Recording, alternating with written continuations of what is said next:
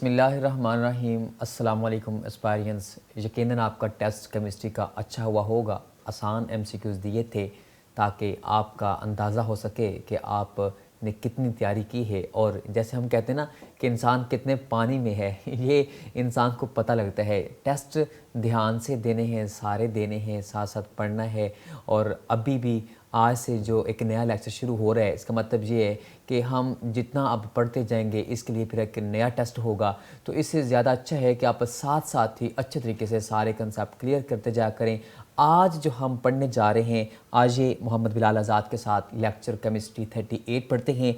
ये भी चैप्टर 3 है और इसके अंदर हमने जो आज पढ़ना है, जो हमने काइनेटिक मॉलिक्यूलर थ्योरी पढ़ी, वही थ्योरी से हमने एक बात कही कि उसकी वजह से उसके बातों को मद्देनज़र रखते हुए एक इक्वेशन बनाएगी।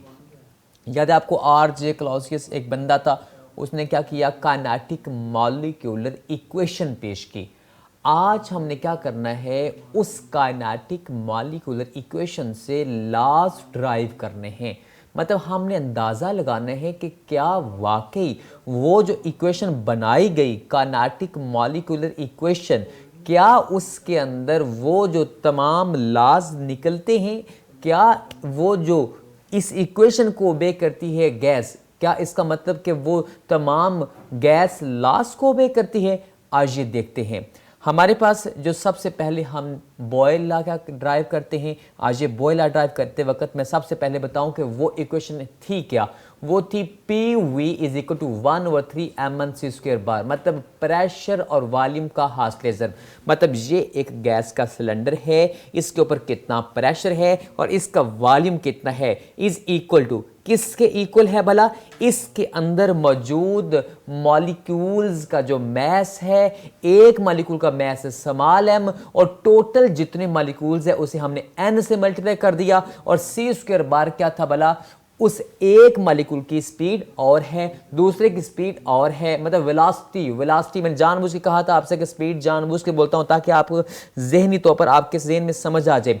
अच्छा, ये हमारे पास वैसे स्पीड और वेलोसिटी में फ़र्क होता है, लिहाजा अगर एक मॉलिक्यूल है उसकी वेलोसिटी और है, दूसरे की और है, तीसरे की और है, हमने फिर क्या किया था, उन तमाम का मीन लिया था, एवरेज ली थी, मीन स्क्वायर वेलोसिटी। क्यों? क्योंकि हर एक की वेलोसिटी का स्क्वायर और उसका हमने क्या कर लिया, एवरेज ले ली, मीन ले ली, औसत दरमियानी पॉइंट ले लिया। वो एक इक्वेशन बनी थी, वो ये इक्वेशन थी। ये इक्वेशन हमने पिछले लेक्चर में पढ़ी थी। आज ये हम देखते हैं आज क्या करना है, इस इक्वेशन से बॉयल लॉ ड्राइव करना है। अब बॉयल लॉ ड्राइव करना है तो आपको एक बात का ख्याल रहे कि आपको याद है कि काइनेटिक एनर्जी क्या होती है। वैसे फिजिक्स में आप पढ़ते हैं ना 1/2 mv², लेकिन यहां पे क्या लिखा हुआ है, c²। क्यों? v mean velocity, c mean velocity. यहां पे हमने कहा था ना c से डिनोट करते हैं, लेकिन यहां पे हम वेलोसिटी कौन सी ले रहे हैं, मीन स्क्वायर वेलोसिटी। मतलब गैस के मॉलिक्यूल्स की वेलोसिटी एक जैसी नहीं होती, हमने उसका मीन लिया हुआ है, एवरेज ली हुई है। लिहाजा ये काइनेटिक एनर्जी का फार्मूला वही है जो आपने सारी जिंदगी पढ़ा। अच्छा, एक मॉलिक्यूल के लिए तो क्या हो गया, 1/2 mv²। तो केमिस्ट्री में हम क्या बोलेंगे, 1/2 mc² बार। मतलब v वेलोसिटी की जगह पे c² बार लिखना है। लिहाजा मैं आपके सामने लिखता हूं कि 1/2 mv² आपने सारी जिंदगी पढ़ा, तो मैं कह सकता हूं कि 1/2 mc² बार। मतलब ये वेलोसिटी का स्क्वायर, यहां पे मैंने ये वेलोसिटी का स्क्वायर एवरेज के साथ लिया। तो लिहाजा ये तो एक मॉलिक्यूल की काइनेटिक एनर्जी होगी ना, तो इसे n से मल्टीप्लाई कर दीजिए। n से मल्टीप्लाई करने का मतलब एक मॉलिक्यूल की जितनी थी, n मॉलिक्यूल की कितनी होगी, उसे n से मल्टीप्लाई कर दिया। लिहाजा n मॉलिक्यूल्स की काइनेटिक एनर्जी कितनी है, 1/2 mc² बार के। और आपको पता है इस बात की खातर कि जितनी टेम्परेचर इंक्रीज करने से काइनेटिक एनर्जी उतनी ही इंक्रीज होती है। मतलब क्या कि एक गैस है, आप गर्म करेंगे, जब आप इसे गर्म करेंगे तो थ्योरी के अंदर आपने पढ़ा था कि गर्म करने से इनकी मोशन चेंज होगी, कोलिजन चेंज होगी। मतलब ये कभी इधर भागेंगे कभी उधर भागेंगे, इनकी एनर्जी चेंज हो जाएगी। मतलब क्या कि टेम्परेचर इंक्रीज करने से मोशन इंक्रीज का मतलब क्या है, उनकी काइनेटिक एनर्जी बढ़ गई। मतलब सिंपल कहें, ये गैस का सिलेंडर है, मैंने गर्म की, जब मैंने गर्म की टेम्परेचर इंक्रीज किया तो वो क्या करेगी, गैस भुड़कना शुरू कर देगी, कभी इधर कभी इधर कभी इधर, मतलब उसकी एनर्जी ज्यादा होगी। और वो कौन सी एनर्जी है जो ड्यू टू मोशन होती है, वो काइनेटिक एनर्जी होती है। लिहाजा सिंपल बात, मैंने एक पॉइंट बोला उस थ्योरी का, वो जो हमने पढ़ी थी kinetic theory of the gases, हमने कहा था कि जब टेम्परेचर बढ़ाया जाता है तो असल में काइनेटिक एनर्जी बढ़ती है। मतलब ये दोनों आपस में क्या है, डायरेक्टली प्रोपोर्शनल है। लिहाजा मैंने कहा कि ये काइनेटिक एनर्जी टेम्परेचर के डायरेक्टली प्रोपोर्शनल है। हाँ, प्रोपोर्शनल की अलामत को हटा दीजिए, इज इक्वल टू लगा के लगा दीजिए, के क्या है, प्रोपोर्शनैलिटी कांस्टेंट है। अच्छा, आपने इस बात की खातिर ध्यान रखना है, मैंने ये टेम्परेचर इसलिए लेके आया हूं क्योंकि बॉयल्स लॉ में जब हमने ग्राफ ड्राइव किया था, आपको याद है मैंने कहा था बॉयल्स लॉ में टेम्परेचर कांस्टेंट होता है आइसोथर्म, ये लफ्ज बोला था मैंने आइसोथर्म। इसका मतलब मुझे टेम्परेचर चाहिए था, हमने क्या किया, उस टेम्परेचर की खातिर काइनेटिक एनर्जी को सामने लेके आए क्योंकि मॉलिक्यूल्स की काइनेटिक एनर्जी होती है, और उस काइनेटिक एनर्जी को हमने जानबूझ के c² के साथ लिया क्योंकि हम जो इक्वेशन पढ़ी थी, काइनेटिक इक्वेशन पढ़ी थी, इस साइड पे जो पढ़ी है उसके अंदर भी हमने क्या लिया हुआ है, मीन स्क्वायर वेलोसिटी ली हुई है, वो एवरेज वेलोसिटी ली हुई है। तो हमने क्या किया, उसकी खातिर ये काइनेटिक एनर्जी की बात की। आइए अब हम क्या करते हैं, ये काइनेटिक एनर्जी का फार्मूला तो ये होता है, काइनेटिक एनर्जी बनाने की खातिर मैंने अब इस इक्वेशन को चेंज करना है। क्यों? क्योंकि मुझे इस इक्वेशन से बॉयल लॉ निकालना है, बॉयल्स लॉ को ड्राइव करना है। तो आज ये हम क्या करते हैं, ये जो इक्वेशन है इसे आप 2 के साथ डिवाइड कर दें, मल्टीप्लाई कर दें। क्या मतलब, ऊपर भी 2 लगाया, नीचे भी 2 लगाया, तो इक्वेशन में कुछ चेंज तो नहीं आया। मतलब ये कि जब एक साइड पे ऊपर भी 2 हो गया, नीचे भी 2 हो गया, तो इसका मतलब ये हुआ कि इक्वेशन में चेंज नहीं आया। तो अब जरा गौर से देखें, मैंने जानबूझ के 2/2 क्यों लगाया, क्योंकि मुझे ये नीचे 2 चाहिए था, क्योंकि काइनेटिक एनर्जी में नीचे 1/2 है, मतलब 1/2 मतलब नीचे 2 है। तो जरा गौर से देखें, इस 2 को उठा के यहां ले जाएं, इस 3 को उठा के यहां ले जाएं। क्यों? ताकि मुझे ये 1/2 चाहिए, 1/2 मतलब यहां पे मुझे काइनेटिक एनर्जी चाहिए। तो हम क्या करेंगे, इसको अब ऐसे लिख देंगे, मतलब हमने कुछ भी नहीं किया, जानबूझ के इस 2 और 3 को आपस में शफल कर दिया, इसको इधर ले गए, इसको इधर ले गए। तो शिफ्ट करने से क्या हुआ, ये एक खास चीज बन गई, ये बन गया, ये क्या बन गया, ये असल में काइनेटिक एनर्जी बन गई है जो इधर लिखी हुई है, मतलब ये काइनेटिक एनर्जी है। तो आए जरा गौर से दोबारा देखें, ये हमारे पास हमने कहा था काइनेटिक एनर्जी बराबर होती है किसके, कांस्टेंट और टेम्परेचर के। मतलब काइनेटिक एनर्जी उतनी ज्यादा बढ़ती है जितना टेम्परेचर ज्यादा होता है। तो लिहाजा हम क्या करते हैं, इस सारे की जगह पे क्या लिख देते हैं, हम KT लिख लेते हैं। क्यों? ये सारी काइनेटिक एनर्जी है, और ये थोड़ी देर पहले मैं समझा के आया हूं कि काइनेटिक एनर्जी टेम्परेचर के डायरेक्टली प्रोपोर्शनल थी, प्रोपोर्शनल की अलामत हटाई थी, उस सिंबल को डाल के हमने क्या लगाया था, कांस्टेंट लगाया था। कुछ भी नहीं किया, हमने उस इक्वेशन को जानबूझ के 2 से मल्टीप्लाई किया, 2 से डिवाइड किया। क्यों? ताकि हमें उसको काइनेटिक एनर्जी बनाना था। क्यों? क्योंकि काइनेटिक एनर्जी बराबर होती है किसके, कांस्टेंट और टेम्परेचर के। टेम्परेचर बढ़ाने से काइनेटिक एनर्जी बढ़ती है। अब ये हमारे पास उस इक्वेशन के अंदर हम टेम्परेचर को लेके आ गए हैं। अब हम टेम्परेचर को ले आए हैं। अब ज़रा गौर से देखें, अगर मैं टेम्परेचर को कांस्टेंट रख दूं तो फिर क्या हुआ, ये K तो पहले ही कांस्टेंट है, टेम्परेचर मैंने कांस्टेंट रख दिया। 2 और 3, 2 कभी बदलता नहीं, 3 कभी बदलता नहीं, 2 और 3 भी क्या है, कांस्टेंट है। लिहाजा ये सारी की सारी वैल्यू क्या हो गई, कांस्टेंट। मतलब ये वाली साइड कांस्टेंट हो गई। क्यों?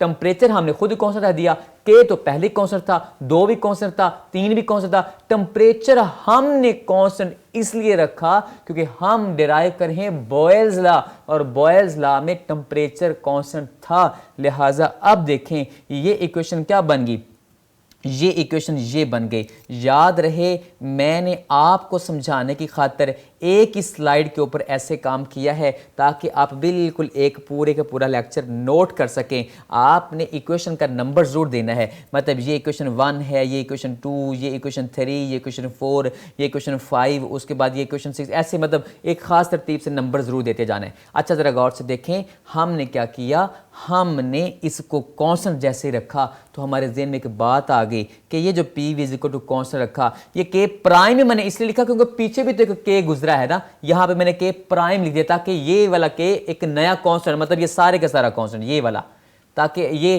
कंफ्यूजन ना रहे कि ये वही वाला के आ गया दोबारा, नहीं, ये एक के का मतलब कांस्टेंट है, लिहाजा याद रहे P V is equal to K. ये क्या था भला, याद है, ये बॉयल्स लॉ था। तो ये हमने क्या किया, ये हमने ड्राइव कर लिया। क्या मतलब कि हमारे पास कांस्टेंट टेम्परेचर पे अगर नंबर ऑफ मोल्स भी कांस्टेंट कर दें तो P V is equal to constant होता है। ये बॉयल्स लॉ था, याद है। आपको और सादा करने के लिए समझा देता हूँ कि ये वॉल्यूम और ये प्रेशर को इधर नीचे ले जाएं, मतलब के नीचे आ गया प्रेशर, तो ये वॉल्यूम और प्रेशर आपस में क्या है, ये इनवर्स हैं। मतलब एक सिलेंडर है, प्रेशर ज़्यादा करें वॉल्यूम कम होगा। ये बात तो हमने पढ़ी थी कि वॉल्यूम और प्रेशर इन्वर्सली प्रोपोर्शनल होते हैं, लिहाजा ये हमने बॉयल्स लॉ ड्राइव कर लिया है। अब आपकी ये पूरे के पूरे पेज के ऊपर सामने देखें, ये पूरी के पूरे हमने लॉ ड्राइव किया हुआ है और तमाम इक्वेशंस एक ही टाइम पे लिखी हुई हैं।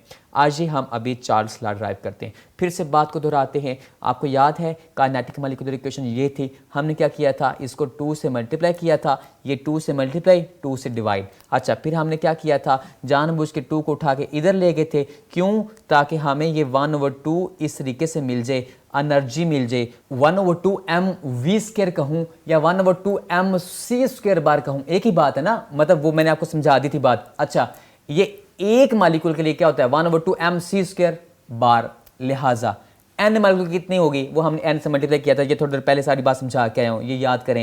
ये समझा के आया हूँ कि ये काइनेटिक एनर्जी बराबर थी किसके, के टी के, क्योंकि वो टेम्परेचर के डायरेक्टली प्रोपोर्शनल थी। के कांस्टेंट लगाया हमने, प्रोपोर्शनल को हटा के, ये हमने अभी थोड़ी देर पहले भी सारी की सारी बात ड्राइव की है। एज इट इज़ हमने दोबारा से वही बात लिखनी है। हाँ, अब हमने क्या करना है, इसको काइनेटिक एनर्जी रख देना है। ये काइनेटिक एनर्जी बन गई। अब हमने क्या किया, इसकी जगह पे काइनेटिक एनर्जी लिख दिया। अब हमारे पास क्या हुआ, ये देखें, ये हमारे पास के टी है, तो ज़रा इसको गौर से देखें। अब हमने ये पी को उठा के नीचे लेके जाना है। क्यों, क्योंकि अब हम चार्ल्स लॉ ड्राइव कर रहे हैं और चार्ल्स लॉ में हमने पढ़ा था प्रेशर कांस्टेंट होता है। याद है, आइसो बार का भी मतलब बताया था मैंने, आपको याद होना चाहिए। ये हमारे पास अगर प्रेशर कांस्टेंट रख दें, क्यों, क्योंकि चार्ल्स लॉ ड्राइव करें तो 2 पहले ही कांस्टेंट है, 3 पहले ही कांस्टेंट है, के पहले ही कांस्टेंट है। अब हमने क्या किया, प्रेशर को भी कांस्टेंट कर दिया। जब हमने प्रेशर को भी कांस्टेंट कर दिया तो के constant, P constant, 2 constant, 3 constant, ये सारे का सारा क्या बन गया, ये सारे का सारा कांस्टेंट बन गया। अब इसका मतलब ये हुआ कि हमारे पास ये सारा तो कांस्टेंट हो गया, बाकी सिर्फ क्या रह गया, टेम्परेचर। अब जरा गौर से देखें इस इक्वेशन को, ये इक्वेशन क्या बन जाएगी। अब इसका मतलब ये हुआ, ये इक्वेशन ये बन गई है। क्यों, ये सारे के सारा कांस्टेंट है, लिहाजा ये के प्राइम लिख दिया ताकि पीछे वाले के से कन्फ्यूजन ना हो। लिहाजा ये क्या निकल आया, वॉल्यूम और टेम्परेचर आपस में क्या होते हैं, डायरेक्टली प्रोपोर्शनल। किसी चीज़ को, मतलब गैस को गर्म करेंगे तो गर्म करने से वो चीज़ अंदर भुड़केगी, अंदर से जोर लगाएगी, अंदर से प्रेशर लगाएगी, मतलब वॉल्यूम बढ़ेगा। ये बात हमने पढ़ी थी और ये कौन सा लॉ था, ये चार्ल्स लॉ था। आज ये अभी हम एवोगैड्रो लॉ ड्राइव करते हैं। याद है, एवोगैड्रो लॉ को मैंने 2 तरीकों से बताया था। एक ये कि अगर हमारे पास एक सिलेंडर है, एक दूसरा सिलेंडर है, इस सिलेंडर का भी जो वॉल्यूम है इसका भी वही वॉल्यूम है, इसके ऊपर भी वही टेम्परेचर, इसके ऊपर भी वही टेम्परेचर, इसके ऊपर भी वही प्रेशर, इसके ऊपर भी वही प्रेशर। जब हमने कहा था वॉल्यूम सेम हो तो अंदर नंबर ऑफ मॉलिक्यूल्स भी सेम होते हैं। किसके, गैसेस के, लिक्विड्स और सॉलिड्स की बात नहीं हो रही, गैसेस के। जब स्टैंडर्ड टेम्परेचर, हाँ टेम्परेचर और प्रेशर को चेंज नहीं करना, तो वॉल्यूम सेम रखें तो अंदर मॉलिक्यूल भी क्या होंगे, सेम। मसलन इसके अंदर भी अगर मैं कहूं कि 1 मोल का वॉल्यूम, इसका भी 1 मोल का वॉल्यूम, मतलब इसमें भी एवोगैड्रो मॉलिक्यूल, इसमें भी एवोगैड्रो मॉलिक्यूल। ये बात हमने एवोगैड्रो लॉ में पढ़ी थी। आज ही हम डिराइव करते हैं। याद रहे, फ़र्ज़ करते हैं दो गैसेस ले ली हमने, दो गैसेस में हमने कहा वॉल्यूम भी सेम, प्रेशर भी सेम, मतलब हमारे पास एक बात थोड़ी सी और करता जा रहा हूँ कि टेम्परेचर भी सेम रख लें। क्यों? क्योंकि हमने कहा था at standard temperature and pressure, तो लिहाजा इसकी वेलोसिटी अपनी है क्योंकि वो कोई और गैस है, और इसकी वेलोसिटी अपनी है क्योंकि वो कोई और गैस है। इसके अंदर पार्टिकल्स कोई n1 मुझे नहीं पता कितने हैं, इसके अंदर भी n2 मुझे नहीं पता कितने हैं। आए चेक करते हैं क्या भला बराबर हैं, आए चेक करते हैं। फर्ज कीजिए हमारे पास हमने क्या कहा, अगर एक ये इक्वेशन आपने पढ़ी थी ना, PV = 1/3 mc² बार, लेकिन प्रेशर और वॉल्यूम तो दोनों में सेम है, लिहाजा यहां भी PV लिखा है, यहां भी PV लिखा है।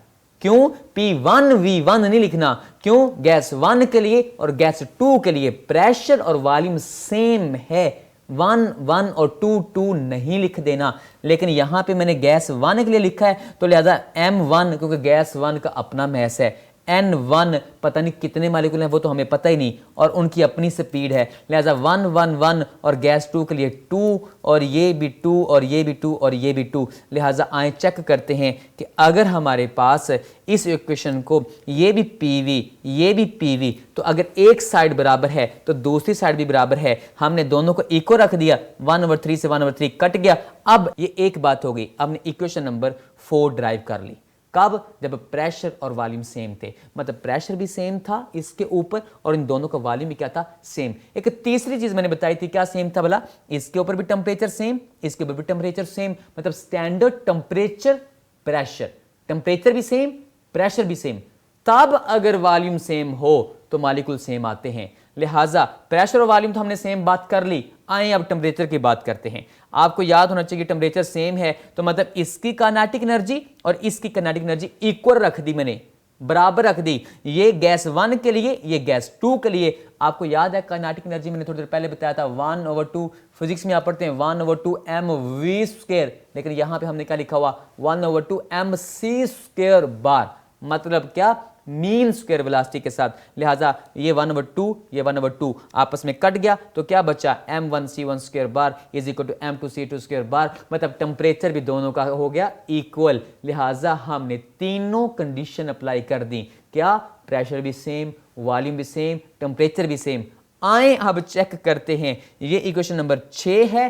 थोड़ी देर पहले जो हमने इक्वेशन कंक्लूजन निकाला था, जो एक बात कही थी, मैंने कहा था ये एक बात पूरी हो गई, वो इक्वेशन कौन सी थी, 4। आए मैं आपके सामने लिखता हूं, वो इक्वेशन 4 थी, ये इक्वेशन 6 है। दोनों इक्वेशन को जरा गौर से देखें और इक्वेशन 4 को 6 पे डिवाइड कर दीजिए। जब हम डिवाइड करेंगे तो जरा चेक कीजिए ये क्या आ गया है। ये हमारे पास, जब यहाँ पे मैं डायरेक्ट कर रहा हूँ, इसको ड्राइव करेंगे तो m1 से m1, c1 से c1, ये m2 से m2, c2 से c2, इधर बचा n1, इधर बचा n2। तो अगर इस इक्वेशन को 4 को हम 6 पे डिवाइड करेंगे तो क्या बचेगा, इधर भी n1 इधर भी n2, और ये हमारे पास इक्वल का साइन बता रहा है कि मॉलिक्यूल्स की तादाद भी सेम है। कब? जब दोनों के ऊपर प्रेशर भी सेम हो, वॉल्यूम भी सेम हो, टेम्परेचर भी सेम हो। और ये कौन सा लॉ था, ये एवोगैड्रो लॉ था। आइए हम एक और लॉ ड्राइव करते हैं। याद रहे ये एक्सरसाइज का भी क्वेश्चन है, बड़ा इंपॉर्टेंट क्वेश्चन है और अक्सर आ जाता है। ये लॉन्ग क्वेश्चन पढ़ा है हमने, ये सारे के सारे लॉन्ग क्वेश्चन हैं। हाँ, अक्सर ये होता है कि एक लॉन्ग क्वेश्चन में सिर्फ 2 पार्ट आ जाते हैं, कोई से 2 लॉ, वो कहता है ये 2 लॉ ड्राइव करें, 2 मार्क्स का एक, 2 मार्क्स का एक। आइए एक और लॉ ड्राइव करते हैं। ग्राहम्स लॉ आपने पढ़ा था गैसेस के बारे में, ये भी इसी क्वेश्चन से ड्राइव हो सकता है। आए चेक करते हैं कैसे हो सकता है। ये फिर वही क्वेश्चन लिख ली मैंने, PV = 1/3 mc² बार, बार बार यही लिख रहा हूँ। कभी गैस 1 के लिए लिखी तो m1 n1 c1² बार, फिर गैस 2 के लिए लिखी m2, इसी तरीके से n2 c2² बार। अभी हमने बार बार यही क्वेश्चन याद रखनी है, तो आपके ये यहाँ पे फिंगर टिप पे होनी चाहिए। याद रहे कि ये इक्वेशन मैंने दोबारा लिखी। अब हम एक नया काम करते हैं आज, स्टैंडर्ड काम। क्या स्टैंडर्ड काम? कि नंबर ऑफ पार्टिकल रख दीजिए एवोगैड्रो, एवोगैड्रो मतलब 1 मोल। तो जी ठीक है, अब ये इक्वेशन क्या बन गई, मैंने जानबूझ के कलर स्कीम लड़ाई है ताकि आपको 1 मिनट में देखते साथ मेरी आवाज़ सुने बगैर भी समझ आ जाए। अच्छा देखें, ये n को हमने चेंज कर दिया, क्या कर दिया, एवोगैड्रो कर दिया। अब ज़रा गौर से देखें, आपको एक नई बात समझाई थी कि एक मॉलिक्यूल का मैस स्मॉल m है, तो इसे एवोगैड्रो से, एवोगैड्रो मीन एक मोल, एवोगैड्रो से मल्टीप्लाई कर दें तो पूरे मोल का मैस आ जाएगा, मतलब पूरा मोलर मैस आ जाएगा। लिहाजा एक मॉलिक्यूल का मैस स्मॉल एम एवोगैड्रो से मल्टीप्लाई किया तो ये क्या बन गया, पूरे मोल का मैस, मोलर मैस। ये कैपिटल एम, बड़ा एम लिखा हुआ है, ये मेरे पास क्या बन गया, मोलर मैस। लिहाजा इसकी जगह पे मैं वैल्यू पुट करता हूं, इक्वेशन के नंबर आपने खुद देने हैं। लिहाजा ये अगली इक्वेशन आ गई, क्या बन गई, अब हमने मोलर मैस लिख दिया। जानबूझ के मैंने कलर स्कीम यहाँ पे यूज़ की है ताकि आपको पता लगता रहे कि चेंज क्या हो रहा है। अच्छा तरह गौर से देखें, आप अगर एक ऐसा काम करें, इस 3 को उठा के नीचे ले जाएं और m को उठा के इधर नीचे ले जाएं, मतलब जानबूझ के मैंने ये नीचे येलो कलर दिया, मतलब आपको समझ आ रही है कि चेंज क्या लाया हूँ। अच्छा इसको फिर से देखें, हमने क्या किया, इधर भी अंडर रूट ले लिया, इधर भी अंडर रूट ले लिया, ठीक है जी, कुछ भी नहीं किया, अभी तक कुछ भी नहीं किया, मोलर मैस बनाया है और अंडर रूट लिया है। ये लें, अब जरा गौर से देखें मोलर मैस क्यों बनाया था। अब वो जो मोलर मैस, ये वॉल्यूम को उठाएं और नीचे ले जाएं, ऊपर है नीचे डायरेक्ट नहीं जा सकता, उसके नीचे ओवर में जा सकता है, उसके नीचे डिवीजन में जा सकता है। लिहाजा ये उस m के भी नीचे आ गया। ये मैस ओवर वॉल्यूम बनाना था, जिसकी खातिर ये मैंने मोलर मैस शुरू में लेके आया हूं। क्यों मैस ओवर वॉल्यूम बनाना था, क्योंकि डेंसिटी होती है। क्यों डेंसिटी बनानी थी, क्योंकि शुरू में मैंने कहा हम लॉ ड्राइव करने लगे हैं, कौन सा, ग्राहम्स लॉ। और ग्राहम लॉ में बात थी किसकी, कि जिसकी डेंसिटी कम वो तेज भागता है, जिसकी डेंसिटी ज्यादा, मैस ज्यादा, मोलर मैस ज्यादा, वो आहिस्ता आहिस्ता चलता है। मैंने भैंस और बकरी की एग्जांपल दी थी। खैर आज ये देखें जरा, ये मैस और वॉल्यूम क्या बन गया, डेंसिटी कुछ भी नहीं किया, मैंने कुछ भी नहीं किया, मोलर मैस बनाया और उस मोलर मैस की खातिर उस वॉल्यूम को नीचे ले आया और मैस और वॉल्यूम क्या बन गया, डेंसिटी। मैंने यहाँ पे डेंसिटी लिख दिया, ये डेंसिटी बन गया है। अब जरा गौर से देखें, ये एक नई बात लेके आता हूँ, ये देखें ये बन गया डेंसिटी। अब ये बात यहाँ तक कंक्लूजन हो गया। आइए एक नई चीज़ देखते हैं। अच्छा देखें, मैंने एक यहाँ पे गैस रख दी कमरे में एक कोने में, ये आहिस्ता सा फैल जाएगी। जैसे ये आहिस्ता सा फैल जाएगी, इस फैलने को हमने क्या कहा था भला, याद है मैंने कहा था गैस के मॉलिक्यूल आपस में टकराते रहते हैं और हायर कंसंट्रेशन से ऐसे फैलते रहते हैं और उस वक्त तक यहाँ से भागने की कोशिश करेंगे जब तक पूरे कमरे में बिल्कुल एक जैसा प्रेशर ना हो जाए, होमोजीनियस ना हो जाए, होमोमीन से ना हो जाए। इसका मतलब ये था डिफ्यूजन। याद है डिफ्यूजन क्या था, मैंने कहा था खुशबू आप रख दें वो ऐसा ऐसा सारी फैल जाएगी। वो कैसे फैल जाएगी, वो डिफ्यूजन के ज़रिए फैल जाएगी। अच्छा याद रहे कि ये जो हमने कहा डिफ्यूजन, ये यहाँ से जाने के लिए, डिफ्यूजन यहाँ से जाने के लिए ये जो स्पीड है, क्या मैं इसे बोल सकता हूँ, ये वेलोसिटी है। वेलोसिटी क्या होती है कि कितनी शरह के साथ, कितना टाइम के साथ ये डिस्टेंस चेंज हो रहा है, यही ना। तो यही तो मैं कह रहा हूं। आपको याद है डिफ्यूजन में हमने ग्राहम्स लॉ ऑफ डिफ्यूजन में क्या पढ़ा था, आपको याद होना चाहिए। वो हमने एक ट्यूब ली थी, दोनों तरफ से एक कॉटन के साथ हमने गैसेस लेके ऐसे यकदम गैसेस को बनाया था, लगाया था साथ, और वो ट्यूब को बंद कर दिया था। याद है आपको, इधर से एक गैस भागी, उसके दूसरी गैस के भी मॉलिक्यूल भागे, दोनों आके टकराए। ये बात याद करें, मैंने कहा था गैसेस क्या करती हैं, यहाँ से फैलने की कोशिश करती हैं। इसे क्या बोलते हैं, डिफ्यूजन।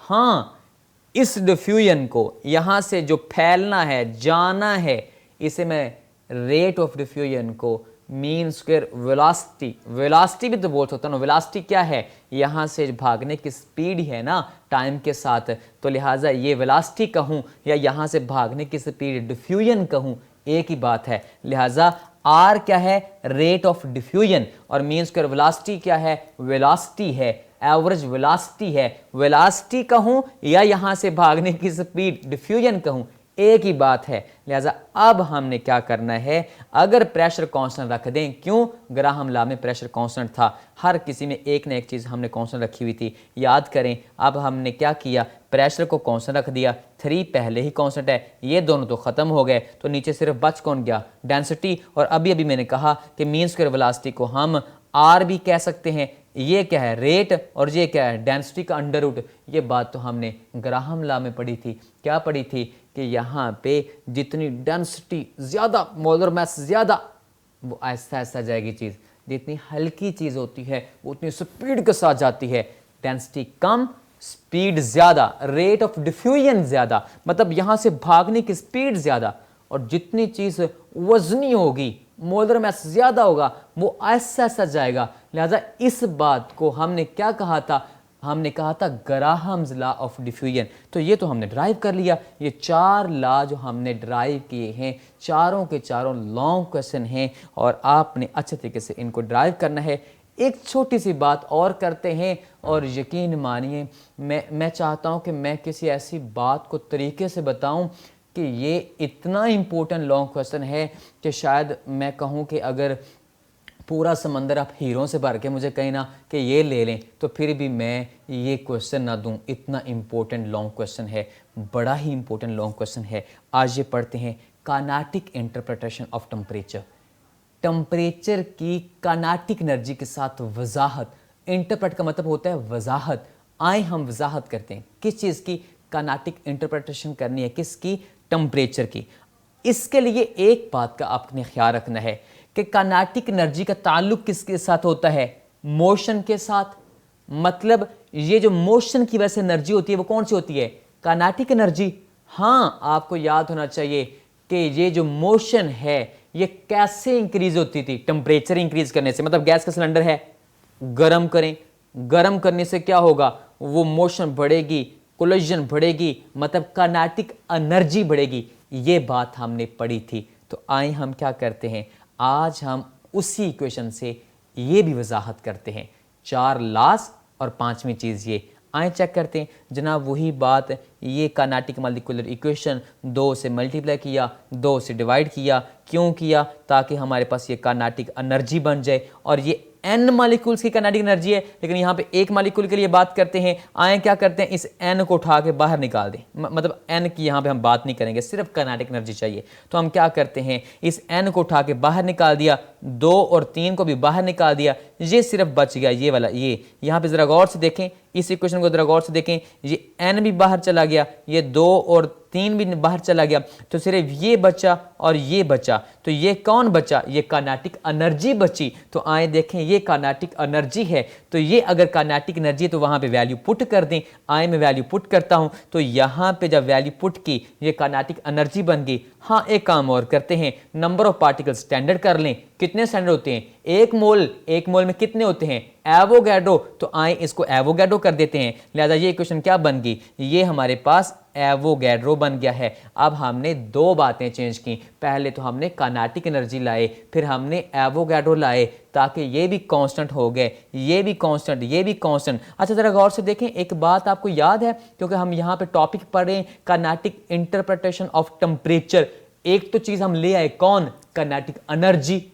एक बात रह गई है, कौन, टेम्परेचर। आए अब टेम्परेचर लेके आते हैं। तो याद करें, हाँ भला, एक इक्वेशन हमने पढ़ी थी, PV is equal to nRT, general gas equation. आए अब वो लेके आते हैं, क्योंकि उसमें टेम्परेचर है। क्यों भला, क्योंकि इस साइड पे PV है। तो आए मैं PV की जगह पे क्या लिख देता हूं, RT। क्यों, PV इज इक्वल टू किसके होता है, nRT। और n मैं नहीं कह सकता, नंबर ऑफ मोल 1 है। क्यों 1 है, अभी अभी तो पीछे मैं क्या कह रहा हूं, एवोगैड्रो मॉलिक्यूल। एवोगैड्रो मॉलिक्यूल का मतलब 1 मोल। तो लिहाजा 1 मोल के लिए जर्नल गैस इक्वेशन क्या बनेगी, वो जो PV is equal to nRT था, उसको मैंने RT लिख दिया, मतलब number of mole is equal to 1 के। तो आए इसकी भी वैल्यू पुट कर देते हैं। पहले हमने क्या किया, पहले हमने काइनेटिक एनर्जी लेके आए, फिर हमने क्या किया, एवोगैड्रो मॉलिक्यूल्स कर दिए, ताकि वो भी कांस्टेंट हो जाए। फिर अब हम तीसरा काम करते हैं। क्या काम करते हैं भला, हमने एक टेम्परेचर भी ले आए। 3 बातें थी, तीनों बातें मुकम्मल हुई। आज ये टेम्परेचर की वैल्यू पुट करते हैं। ये जब मैंने क्या किया, PV is equal to RT की वैल्यू पुट करने लगा हूं, तो ये PV भी RT बन गया। तो अब जरा गौर से देखें, हमारे पास सब कुछ कांस्टेंट है सिवाय 2 चीजों की। जरा देखें, गौर से देखें, ये 3 कभी बदलता नहीं, 2 कभी बदलता नहीं। एवोगैड्रो सारी जिंदगी 6.02 × 10⁻23 रहेंगे। R general gas constant 0.0821 ATM decimetre cube per mole पर केल्विन। याद आया, जर्नल गैस कांस्टेंट कभी बदलता नहीं, इसकी वैल्यू नहीं बदलती। लिहाजा रह कौन गया, ये हमारे पास सिर्फ टेम्परेचर रह गया, बाकी तो सारा निकल गया। कांस्टेंट तो निकल गया, अब हमारे पास टेम्परेचर रह गया, ये सारे के सारा कांस्टेंट है, आर बदलता नहीं, 3 बदलता नहीं, 2 बदलता नहीं, एवोगाड्रो बदलता नहीं, लिहाजा सिर्फ कौन बचा, टेम्परेचर और काइनेटिक एनर्जी आपस में क्या है, डायरेक्टली प्रोपोर्शनल है। ये बहुत बड़ी बात है। कहता है जनाब यहाँ पे एक गैस पड़ी है, आप इसका अंदर से टेम्परेचर मेजर कर रहे हैं, मतलब आप उसकी काइनेटिक एनर्जी मेजर कर रहे हैं। मतलब क्या, काइनेटिक एनर्जी मतलब अंदर मॉलिक्यूल्स की कितनी मोशन है ये मेजर करें। क्या मतलब, अगर मोशन ज़्यादा है तो काइनेटिक एनर्जी ज़्यादा, काइनेटिक एनर्जी ज़्यादा तो मतलब टेम्परेचर ज़्यादा। अब एक ज़हन में बात लेके आए हैं भला कि ये गैस पड़ी है, ये लिक्विड पड़े हैं, ये सॉलिड, किस में मोशन ज़्यादा होती है, गैस में। गैस के मॉलिक्यूल्स की मोशन ज़्यादा मतलब काइनेटिक एनर्जी भी ज़्यादा। ये सारी ज़िंदगी के लिए एमसीक्यू याद कर लें। अच्छा देखें, यहाँ पे हमने कंक्लूजन निकाला क्या, कि ये दोनों आपस में डायरेक्टली प्रोपोर्शनल है। इस बात को मैं और आसान करता हूँ। क्या आसान करता हूँ, ये मेरे हाथ में पेंसिल है, मैं यहाँ पे गर्म करता हूँ, ये लें, मैं यहाँ से गर्म कर रहा हूँ, थोड़ी देर बाद क्या होगा, ये हिस्सा भी गर्म हो गया। अजीब बात नहीं है। यहाँ पे जब मैंने गर्म किया, यहाँ के मॉलिक्यूल की काइनेटिक एनर्जी बढ़ी। काइनेटिक एनर्जी क्यों, अभी हमने पढ़ा काइनेटिक एनर्जी और टेम्परेचर आपस में क्या है, डायरेक्टली प्रोपोर्शनल। मैंने टेम्परेचर दिया, उसकी काइनेटिक एनर्जी बढ़ी। काइनेटिक एनर्जी का मतलब उसकी मोशन और कोलिजन बढ़ी। उन मॉलिक्यूल्स ने आपस में यूं टकराना शुरू कर दिया, वाइब्रेशन बढ़ी, क्योंकि सॉलिड है ना, तो सॉलिड के अंदर मोशन कौन सी होती है, वाइब्रेशनल। तो जब उसने ऐसे कोलिजन शुरू की तो वो आहिस्ता आहिस्ता एनर्जी ट्रांसफर होती गई और थोड़ी देर बाद क्या हुआ, ये वाला पार्ट भी क्या हो गया, गर्म हो गया। ये बहुत बड़ी बात थी। आज इसको और एक सादा सी छोटी सी बात करता हूँ। ये उस वक्त तक काम चलता रहेगा जब तक पूरी पेंसिल का टेम्परेचर एक जैसा नहीं हो जाएगा। अच्छा देखें, ये सामने 2 तस्वीरें हैं, कहते हैं तस्वीरें खुद बोलती हैं। ज़रा गौर से देखें, इसके अंदर सारी कहानी समझ आ रही है। ये कौन है, ये गैसेस, ये कौन है, ये लिक्विड्स। गैस और लिक्विड के अंदर पार्टिकल यूं जा रहे हैं, यूं जा रहे हैं, ये कौन सी मोशन है, ट्रांसलेटरी। लेकिन ये सॉलिड है, इसे मैंने कहा ज़रा भागो, मॉलिक्यूल कहता है नहीं, इसके अंदर मॉलिक्यूल की कौन सी मोशन होगी, वाइब्रेटरी। मतलब आपके पास दीवार है ना या टेबल है ना, इसके ऊपर ऐसे जोर से मारें, ऐसे टकराएं, मतलब ये मेरे पास टेबल है, मैंने इसके ऊपर जोर से टकराया, मतलब वो टेबल के पार्टिकल ने आगे पीछे तो नहीं ना भागे, ट्रांसलेटरी मोशन तो नहीं है ना, कौन सी मोशन है भला, वाइब्रेशन। लिहाजा अगर सॉलिड के अंदर वाइब्रेशनल मोशन को मेजर कर लें तो मतलब उसकी काइनेटिक एनर्जी मेजर हो गई, मतलब उसका टेम्परेचर मेजर हो गया। और हाँ, अगर लिक्विड और गैसेस के अंदर उनकी यूं जाने की ट्रांसलेशनल एनर्जी, ट्रांसलेशनल मोशन को मेजर कर लें तो उनका टेम्परेचर मेजर हो जाएगा, काइनेटिक एनर्जी मेजर होगी। ये 2 बातें आपने कंक्लूजन के तौर पर याद रखनी है। और इसके बाद आपने एक छोटी सी बात और, आपको याद है एब्सोल्यूट ज़ीरो पढ़ा था, कब, इतना माइनस का टेम्परेचर जब आके वॉल्यूम बिल्कुल क्या बन जाता था, ज़ीरो बन जाता था, याद है। इसका मतलब हमने एक यहाँ से कंक्लूजन निकाला कि टेम्परेचर इतना कम है, काइनेटिक एनर्जी कम है। यही बात निकाली ना कि टेम्परेचर कम, काइनेटिक एनर्जी कम, टेम्परेचर ज़्यादा, काइनेटिक एनर्जी ज़्यादा, यही कंक्लूजन निकाला ना आज का। तो लिहाजा यहाँ से एक बात समझ आती है कि वो वाला टेम्परेचर, एब्सोल्यूट ज़ीरो वाला टेम्परेचर इतना कम है, इतना माइनस का है कि वो ऐसे बिल्कुल जकड़ गए हैं, मॉलिक्यूल सीज हो गए हैं। टेम्परेचर खत्म मतलब ना होने के बराबर, तो मतलब मोशन भी ना होने के बराबर, सीज हो गए हैं, जकड़े गए हैं, मोशन है ही नहीं। और ऐसा तो नहीं ना होता, इट इज़ अनअटेनेबल। ऐसा तो हो नहीं सकता कि चीज़ के अंदर बिल्कुल मोशन ख़त्म कर दें। इसलिए हम कहते थे एब्सोल्यूट ज़ीरो कभी हासिल नहीं किया जा सकता। आज तक जो हासिल किया जा सका है वो वैल्यू 10 की पावर -5 केल्विन, ये एब्सोल्यूट ज़ीरो से थोड़ी सी ज़्यादा है, ये आज तक हमने हासिल की है। इतना माइनस में हम कभी नहीं आए। आज ये आज का कंक्लूजन था। आपने क्या पढ़ा, आपने लॉस को ड्राइव किया काइनेटिक मॉलिक्यूलर इक्वेशन से, आपने एक्सरसाइज क्वेश्चन नंबर 12 का पार्ट बी पढ़ा और काइनेटिक इंटरप्रिटेशन ऑफ टेम्परेचर पढ़ी। असल में ये जो पहला और दूसरा सवाल है ये एक ही सवाल है, वही एक्सरसाइज का जो क्वेश्चन है वो लॉस ड्राइव करने वाला क्वेश्चन है। इसके बाद आपने अपना ख्याल रखना है और इन लॉस को ड्राइव करना है। Thank you so much. अल्लाह हाफिज़, फ़ी अमानिल्लाह।